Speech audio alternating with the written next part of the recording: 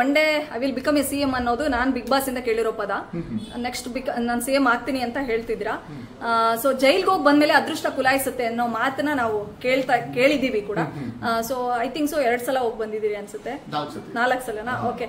ಈ ಸಲದಿಂದ ಅದೃಷ್ಟ ಕುಲಾಯಿಸುತ್ತಾ ಅಥವಾ ಹೇಗೆ, ಅಥವಾ ಫಸ್ಟ್ ಟೈಮ್ ಹೋಗಿ ಬಂದಾಗ್ಲೇ ನನ್ಗೆ ಅದೃಷ್ಟ ಕುಲಾಯಿಸ್ತಂತ ಭಾವಿಸ್ತೀರಾ ಅಥವಾ ಹೇಗೆ? ಮೊದಲು ಈ ಪ್ರಿಸನ್ ಅನ್ನೋದು ದೊಡ್ಡ ಕ್ರಾಂತಿಯನ್ನ ಮಾಡಿರುವಂತ ಒಂದು ಜಾಗ. ಇಂಡಿಪೆಂಡೆನ್ಸ್ ಮೂವ್ಮೆಂಟ್ ಅಲ್ಲಿ ನಮ್ಮ ಎಂಟೈರ್ ಫ್ರೀಡಮ್ ಫೈಟರ್ಸ್ ಜೈಲಲ್ಲಿ ಇದ್ದವ್ರೆ, ಅಲ್ಲಿಂದ ಕ್ರಾಂತಿ ಶುರುವಾಗಿರೋದು.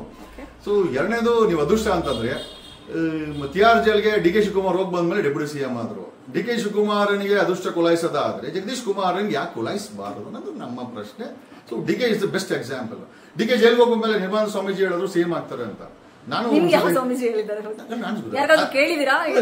ಸ್ವಾಮೀಜಿಗಳಿಗೆ ನಾನು ಕೇಳಿದೆ, ಸ್ವಾಮಿ ನಾನೇನಾದ್ರು ಆಗ್ಬೋದಾ ಅಂತ. ಇವರೇ ಗೇಮ್ ಚೇಂಜರ್ ಅಂತಂದ್ರು. ಸೊ ಗೊತ್ತಿಲ್ಲ ಏನು ಒಗ್ಡು ಅಂತ. ನಾನು ಜೈಲಲ್ಲಿ ಅದನ್ನೇ ಇಷ್ಟ ಮಾಡಿ, ನಿರ್ಮಲಾ ಸ್ವಾಮೀಜಿ ನನಗೆ ಯಾಕೆ ಗೇಮ್ ಚೇಂಜರ್ ಅಂತ ನನಗೂ ಕೂಡ ಅದು ಹೋಗ್ತಿ ಕಾಡ್ತಾ ಇತ್ತು.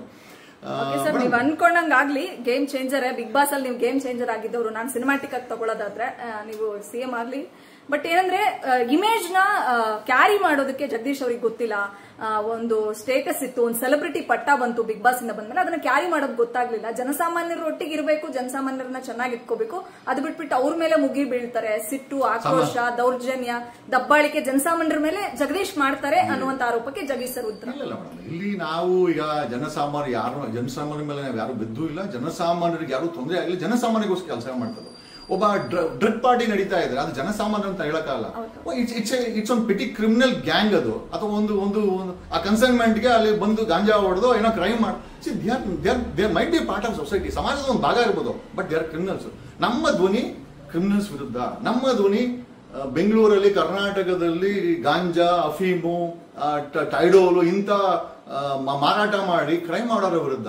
ನಮ್ಮ ಧ್ವನಿ 40% ಅಂತೇಳಿ ಮತ್ತೆ ಇವ್ರು ಬಂದು 50% ಮಾಡಿ ದೊಡ್ಡ ಸಾಚಾ ತರ ಮಾತಾಡುವಂತ ರಾಜಕಾರಣಿಗಳು. ನಮ್ಮ ಧ್ವನಿ ಪ್ರಜಾತಂತ್ರದಲ್ಲಿ ರಾಜವಂಶಸ್ಥರ ಅವರ ಫ್ಯಾಮಿಲಿಗಳನ್ನ ಕಾಪಾಡಿಕೊಂಡು ರಾಜಕೀಯದಲ್ಲಿ ಬದುಕಿಸಿಕೊಂಡು ನಮ್ಮಂತವ್ರು ಯಾರನ್ನ ಬಂದಾಗ ಅವ್ರನ್ನ ತುಳಿಯುವಂತ ಪ್ರಯತ್ನ, ಜೈಲಿಗೆ ಹಾಕುವಂತ ಪ್ರಯತ್ನ ಮಾಡ್ತಾರಲ್ಲ.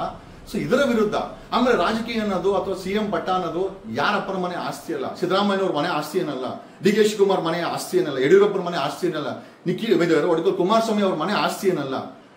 ಇದರ ಒಂದು ಪ್ರತಿ 140 ಕೋಟಿ ಜನರ ಒಂದು ಐ ಥಿಂಕ್ ಕೊಡುಗೆ. It's because of our Indian constitution. ನಾವು ದೇಶದ ಸಂವಿಧಾನ ಕೊಟ್ಟಿರುವಂತಹ ಹಕ್ಕು ಮೇಡಮ್. ದೇಶದ ರಾಷ್ಟ್ರಪತಿ ಆದಿವಾಸಿ ಹೆಣ್ಮಗಳು, ದೇಶದ ಪ್ರಧಾನಿ 3 ಟೈಮ್ ಆಗಿರೋರು, ಟೀಮ್ ಆಡ್ತದೆ ಅವರೇ ಹೇಳ್ಕೊಂತಾರೆ. ಒಬ್ಬ ಟೀಮ್ ಆಡ್ತಾ ಇದ್ದವನು ಪ್ರಧಾನಿ ಆಗ್ಬೇಕಾದ್ರೆ ಒಬ್ಬ ಕಾಡಲ್ಲಿ ಇದ್ದಂತ ಒಬ್ಬ ಹೆಣ್ಮಗಳು ರಾಷ್ಟ್ರಪತಿ ಆಗ್ಬೇಕಾದ್ರೆ ಯಾವ್ದೋ ದೂರದ ಊರಲ್ಲಿದ್ದೆ ನನಗೆ ಸಿಎಂ ಆದೆ ಅಂತ ಸಿದ್ದರಾಮಯ್ಯ ಹೇಳ್ಕೊಬೇಕಾದ್ರೆ, ನಾನು ಕನಕಪುರ ಬಂಡೆ ನಾನು ಡೆಪ್ಯೂಟಿ ಸಿಎಂ ಆಗ್ಬೇಕಂತ ಹೇಳ್ಕೊಬೇಕಾದ್ರೆ ಮೇಡಮ್ ಅವಕಾಶ ನಮಗೂ ಇದೆ. ಯಾವ್ದೋ 60-70 ಫ್ಯಾಮಿಲಿಗಳ ಆಸ್ತಿ ಏನಲ್ಲ. ಆತರ ಅನ್ಕೊಂಡಿದ್ರೆ ಖಂಡಿತವಾಗಿ ಅದನ್ನ ಕ್ರ್ಯಾಕ್ ಮಾಡ್ತೀವಿ. ಹೊಸ ಯುವ ಪಡೆ ಕಟ್ತಾ ಇದೀವಿ. ಡೆಫಿನೆಟ್ಲಿ 2028ಗೆ ಉಸಿರುವಳ್ಳಿ ರಾಜಕಾರಣಿ ಒಂದಷ್ಟು ಜನ ಮನೆಗೆ ಹೋಗ್ತಾರೆ. ಒಂದು ದೊಡ್ಡ ಬದಲಾವಣೆ ಕರ್ನಾಟಕದಲ್ಲಿ ಆಗುತ್ತೆ. ಮಾಡೇ ಮಾಡ್ತೀವಿ. ತಾಕತ್ತಿದ್ರೆ ಅವ್ರು ತಡೀಲಿ. Thank you so much sir. Jagadish sir ಅವರ ಧ್ವನಿಯನ್ನ ಅಡಗಿಸಬೇಕು. ಅವ್ರನ್ನ ಟಾರ್ಗೆಟ್ ಮಾಡಿ 3 ತಿಂಗಳ ಕಾಲ ಜೈಲ್ಗೆ ಹಾಕಿದ್ರು. ನೀವೆಷ್ಟು ಟಾರ್ಗೆಟ್ ಮಾಡ್ತಿರೋ, ನೀವೆಷ್ಟು ನನ್ನನ್ನ ಹತ್ತಿಕ್ಕುವಂತ ಪ್ರಯತ್ನ ಮಾಡ್ತಿರೋ, ನಾನು ಅಷ್ಟು ಬೆಳಿತೀನಿ ಅನ್ನೋದನ್ನ ಪ್ರೂವ್ ಮಾಡೋದಕ್ಕೆ 2-3 ದಿನಗಳ ಹಿಂದೆ ಜೈಲಿಂದ ಬಂದಿರತಕ್ಕಂತ ಜಗದೀಶ್ ಅವರೇ ಸಾಕ್ಷಿ. ಅವ್ರು ಹೇಳ್ದಾಗೆ one day I will become A CM ಅಂತಿದ್ದಾರೆ. ಅವರ ಆಸೆಯಂತೆ ಆಗ್ಲಿ.